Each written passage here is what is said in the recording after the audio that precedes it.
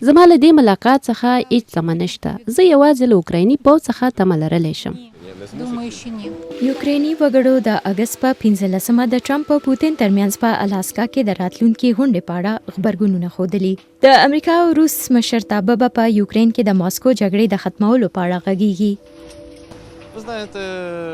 تاسو پوهیږئ د مثبت پرمختګ ډیره تمه نشته. زما په فکر دا د مهلتونو نوې پړاو دی او زه اندېښمن یم چې دا به د اوسمهاله امریکایي ولسمشر په دوره کې برقرار وي.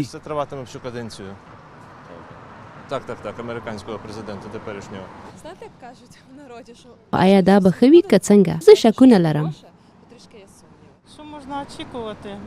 د څه توقع کړو یا خدایه ما ته نه ده معلومه. زه نور هیڅ تمه نه لرم، خو بیا هم زه څه امید لرم. زما ملګري هم امید لري چې ټرمپ به څه وکړي. اروپایي اتحادیې د یوکریني ولسمشر ولادیمیر زیلنسکي د ټرمپ او پوتین ترمنځ په غونډه کې په شرکت غږ کړی او وايي هر قسمه تړون کې باید کیف شامل وي.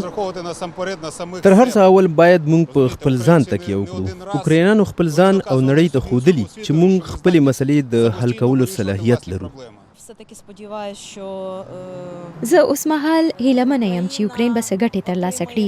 دا چې موږ به په جګړه کې بیا هم خپل کوشش کوو او امریکا به مو نوره مرسته کوي.